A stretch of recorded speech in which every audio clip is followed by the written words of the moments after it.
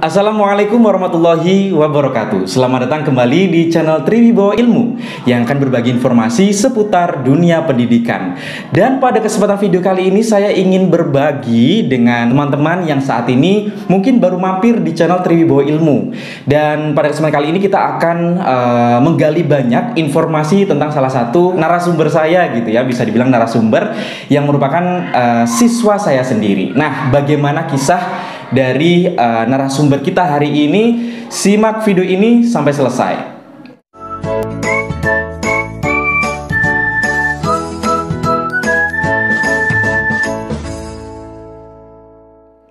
Tapi sebelum kita masuk di pembahasan lebih lanjut lagi untuk mengenal siapa sih gadis cilik yang ada di sebelah kiri saya ini, saya mengingatkan mungkin bagi rekan-rekan yang mungkin baru mampir di channel Triwibawa Ilmu ini, agar kalian tidak ketinggalan informasi ataupun bisa mendapatkan banyak informasi dari channel ini, silakan klik tombol like, subscribe, dan aktifkan lonceng notifikasi agar kalian menjadi orang pertama yang mendapatkan notifikasi ketika saya mengupload video-video terbaru. Oke, sekarang kita masuk dan akan kenalan dengan siapa sih yang ada di samping saya. Kita sambut one and only Aziz Juliana. Iya.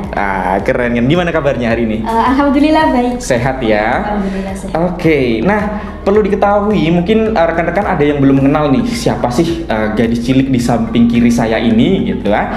Sekilas akan saya kenalkan bahwa Aziz Juliana atau biasa dikenal dengan Aziz gitu ya. Yeah. Ini adalah siswa dari SMP Negeri 1 Jatirogo yang merupakan ketua OSIS SMP Negeri 1 Jatirogo periode 2021-2022. Oke, give applause buat Aziz Juliana. Yeay. Oke, Aziz, kesibukannya apa nih hari ini atau akhir-akhir ini? Kesibukan itu Pak, mungkin kan akhir-akhir ini ada ujian praktek. Nah itu kesibukan saya, yaitu latihan buat ujian praktek. Terus kemarin ujian praktek SBUD Parodi India. Jadi saya berlatih setiap hari. Kebetulan saya menjadi pemeran utama, jadinya lebih kayak berpower gitu. Oh, jadi harus banyak apa ya, karena berperan lebih di situ, usahanya juga makin lebih nih. Iya betul. Oke, ketua OSIS, cewek kecil mungil ketua OSIS nih.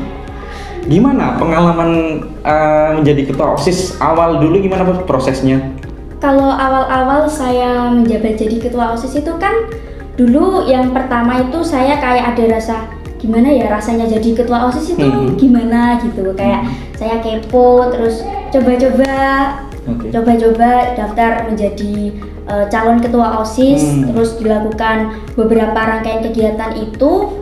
Nah saya kaget, kok ternyata saya itu yang terpilih gitu. Dan waktu itu voting ya? Iya, voting. Oke. Kalau nggak salah suaranya 300 berapa gitu. 300 sekian dari 670 siswa. Jadi ada separuh siswa setuju, bahkan guru juga ya yang memilih, guru juga kan?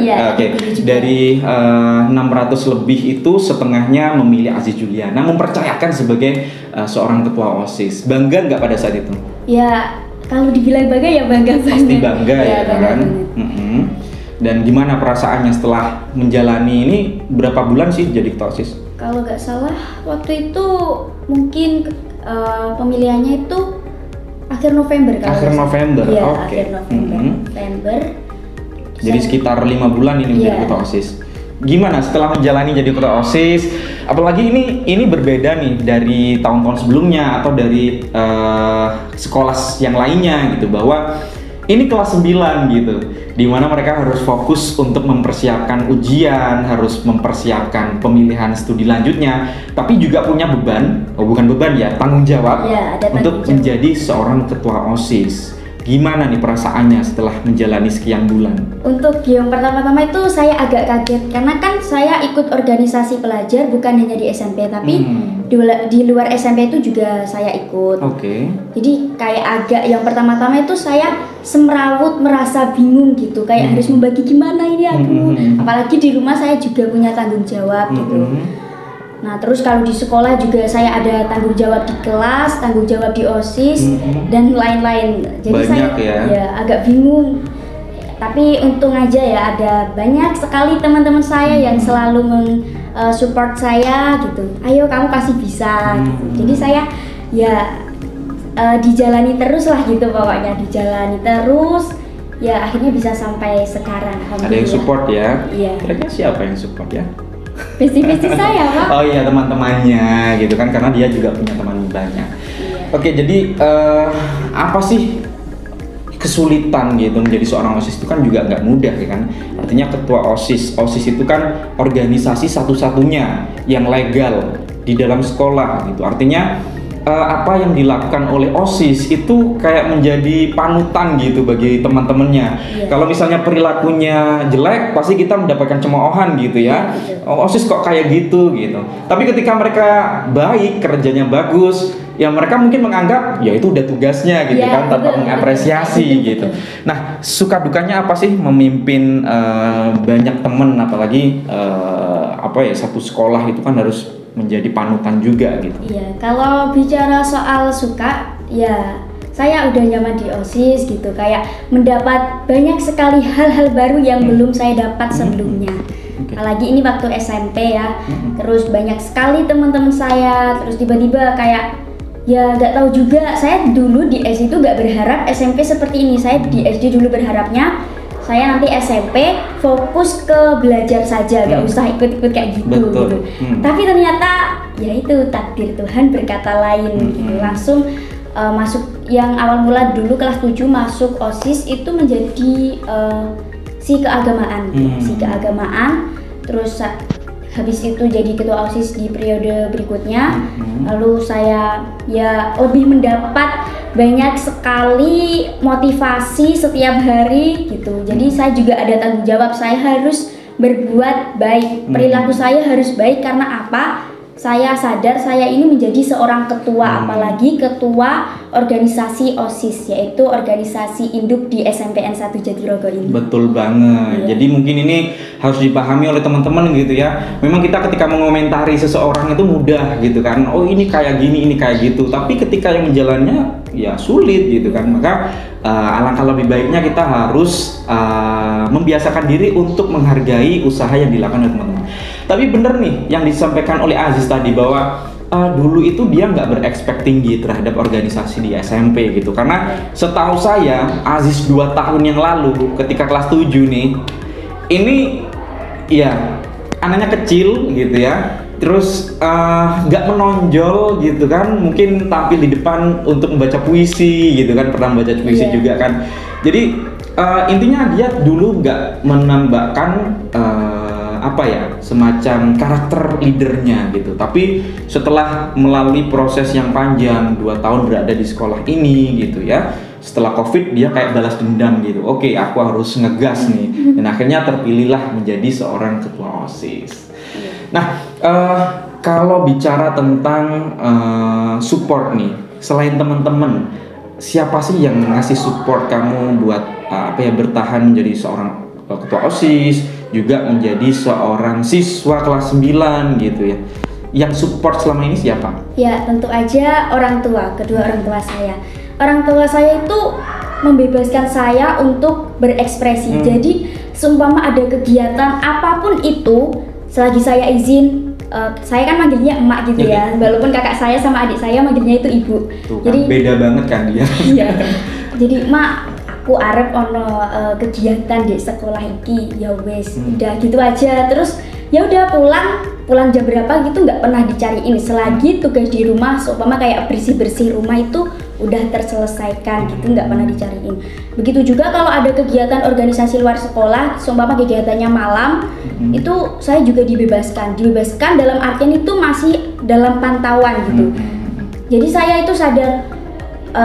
Pas ada teman saya yang dia itu punya orang tua yang strict banget, strict parent banget. Jadi saya itu kayak merasa bersyukur banget punya orang tua seperti kedua orang tua saya gitu. Jadi nggak pernah kayak mengekang, itu nggak. Terus yang kedua itu kakak saya kan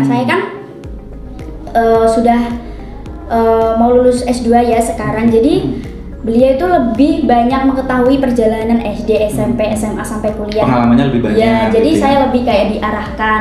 Kamu kayak gini aja, kamu kayak gini aja. Jadi saya saring beberapa sarannya. Dulu aktif juga nggak organisasi? Enggak, kakak saya itu aktifnya di pelajaran akademik. Kayak organisasi, kayak bakat non akademik itu beliau belum, bukannya nggak ada, tapi ya belum nampak kelihatannya. Belum nampak ya. Iya. Berarti dia beruntung banget nih punya orang tua yang ngasih support sepenuhnya, dan yang terpenting itu sebenarnya juga kepercayaan ya orang tua. Iya. Ketika udah memberikan kepercayaan kepada dia, maka langkahnya itu akan lebih mudah dibandingkan anak yang mungkin dikekang orang tuanya, sehingga ketika mengikuti organisasi mungkin harus disuruh pulang, dicari dan sebagainya. Emang tanggung jawab di rumah apa sih sebagai seorang anak gitu? Sebagai seorang anak ya tentu aja membantu tugas orang tua kayak bersih-bersih rumah gitu.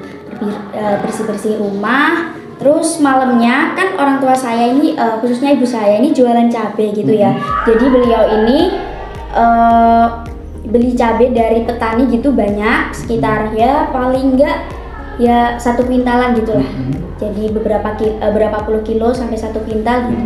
Jadi setiap malam saya memilah kalau ada cabai yang busuk atau nggak layak dijual. Jadi saya setiap hari memilah gitu beberapa puluh kilo gitu. Malam hari? Iya, malam jam hari. Berapa tuh? Habis maghrib sekitar sampai jam 9 gitu. Jadi saya memilah, lalu saya wadahi di kresek ya Pak, kresek. Terus di situ saya timbang gitu. Jadi kalau enggak orang tua saya, kalau seumpama saya ini hari full gitu ada kegiatan, orang tua saya itu kasihan sama saya, paling enggak saya cuma disuruh nimbang aja gitu. Habis nimbang ya udah langsung tidur, atau enggak kalau ada tugas saya kerjakan gitu. Gitu aja. Jadi kesibukannya banyak banget dia ini, karena harus membantu orang tua juga di rumah. Nah ini bisa memberikan inspirasi buat teman-teman nih, bahwa sekolah itu bukan menjadi alasan kita untuk mengabaikan tugas-tugas rumah gitu, utamanya meringankan beban keluarga gitu kan. Iya. Kalau menurut Aziz itu arti keluarga itu seperti apa sih? Keluarga itu pokoknya segala-galanya. Dunia saya pulang ke keluarga, saya curhat ke keluarga. Emang sih kayak saya itu kayak kalau masalah-masalah yang seumpama ada berantem sama temen gitu nggak cerita, tapi kalau udah berat banget masalahnya itu saya langsung cerita. Kayak dulu pengalaman saya waktu SD dibulinya itu masih secara verbal gitu loh Pak, belum sampai ke fisik. Nah satu hari udah sampai fisik, udah parah banget, udah beberapa bulan saya dibully, baru saya cerita. Iya, itu cerita pun lewat kakak saya baru bilang ke orang tua gitu. Nah itu apa yang bikin kamu kayak ini kan apa ya, masalah pribadi yang kadang kamu nggak berusaha membuka kepada orang tua gitu, apa sih alasannya? Ya nggak apa-apa Pak, biasa aja, biar cuman masalah sepele saya bisa atasi sendiri kayak gitu. Atau ada anggapan bahwa saya nggak mau memberikan beban lagi nih, orang tua udah kerja kayak gitu, terus dengar cerita saya yang kayak gitu takutnya sedih gitu, ada nggak pikiran-pikiran kayak gitu? Enggak, soalnya orang tua saya itu nggak menganggap saya beban. Nggak menganggap beban nih. Teman-teman kira-kira dianggap beban nggak sama orang tua? Kalau dianggap beban, coba nanya nih, kira-kira yang membuat orang tua terbebani itu apa nih?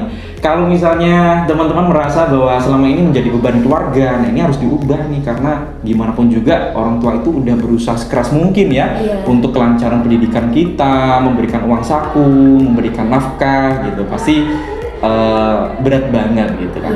Ini jadi teman-teman, selain aktif di organisasi dan kesibukan dia menjadi seorang anak di rumah gitu ya, bahwa Aziz Juliana itu punya segudang prestasi gitu. Bener ya? Nggak segudang juga sebenarnya. Seapa? Ya ada pokoknya. Segarasi prestasi. Banyak banget prestasinya gitu, baik di bidang akademik maupun di non akademik. Di bidang akademik udah jelas 9A, ini anak-anak terpilih yang mereka memang diunggulkan dalam bidang akademik nih. Nah kalau di bidang non akademik nih, Mbak Aziz Juliana ini pernah menjadi pemenang atau juara 1 lomba mendongeng bahasa Jawa tingkat Kabupaten Tuban. Keren banget. Itu gimana? Kisahnya bagaimana kok sampai menjadi juara 1 gitu kan, mengalahkan puluhan sekolah lain gitu? Ya awalnya kan itu Pak ya, diseleksi dulu sama guru mapelnya, guru mapel bahasa Jawa gitu diseleksi. Nah saya itu pas seleksi itu agak serius gitu, tapi tetap saya lakuin gitu. Oh ternyata kepilih. Jadi setelah beberapa hari dilatih, terus kan itu lombanya daring ya, jadi kayak di video dulu baru diupload di YouTube, terus dikirimkan. Nah kayak gitu, jadi ada banyak sekali prosesnya. Saya harus menghafalkan pidatonya, saya juga harus menghafalkan kayak biasanya di pelajaran lain itu ada menghafal gitu, saya jadi bercampur aduk gitu pikiran saya. Capek. Apalagi bahasa Jawa itu kan, Iya, mending bahasa Jawa. menghafalkan bahasa Indonesia gitu daripada bahasa Jawa gitu kan. Iya. Lebih susah gitu kayaknya. Lebih susah. Betul. Terus proses syutingnya tuh membutuhkan berapa lama gitu? Ya waktu itu siang-siang jam 2 sampai sekitar jam 11. 11 malam. Ya 11 malam. Wow, keren nih. Iya. Dan selesai hari itu juga. Iya, Terus expect nggak bahwa aku menang nih kayaknya nih? Nggak tahu juga, soalnya waktu itu saya kayak ya udah yang penting udah ngikut lomba, udah berusaha, masalah menang kalah ya udah biasa. Soalnya kan saya juga dulu waktu SD banyak ikut lomba gitu. Dan menang. Kadang kalah, kadang menang. Jadi kalah saya juga. nggak terlalu berekspektasi tinggi. Udah biasa gitu ya? Iya, udah biasa. Dan kerennya lagi nih bahwa ini kan jadi ada 2 kategori gitu ya, ada putra, ada putri. Satu sekolah mengirimkan 2. Dan yang laki-laki SMP kita mendapatkan juara 3. Keren banget. Jadi potensial banget sih apa yang dilakukan oleh teman-teman ini. Nah, ketika proses pembuatan video itu, siapa aja sih yang terlibat di dalamnya? Yang terlibat kalau guru Bu Nabila, Pak Saniun, terus ya lomba Abil, terus tim-tim lain yang ikut membantu, Habib, Cika, Denaya, terus siapa lagi ya? Siapa lagi kalau nggak tak sebutin ini marah nih. Siapa ya? Ayo, beban lo ya. Oh ya, ada Farah juga tapi pulang dia sore. Terus Anur, Raka, Evan. Udah Anur enggak? Anur enggak. Itu yang paling buat kita semua itu malah Raka sama Evan itu. 2 bocah itu ngelawak terus gokil gitu ya. Saya sampai kadang nggak sanggup buat ngelanjutin soalnya udah capek banget Iya, tertawa gitu. Iya. Dan mereka ngasih support banget dan terbukti juara 1 men, tingkat Kabupaten Tuban. Keren banget nih. Nah, ini kan mungkin teman-teman yang lain mengenal kamu sebagai sosok yang ya bisa dibilang punya ambisi yang besar untuk menjadi siswa yang berorganisasi, siswa yang unggul di akademik, menjadi siswa yang unggul di bidang non akademik gitu kan. Motivasinya apa sih kok sampai semaksimal itu gitu di tengah gempuran teman-teman yang udah mengurangi motivasi belajarnya karena mungkin pandemi juga ya, akhirnya menjadi males-malesan. Apa sih yang menjadi motivasi kamu itu? Kedua orang tua saya berpesan gitu kayak gini, Endok, biyen bapakmu ambil ibumu iki sekolahnya cuma sampai SMP mbek madrasah.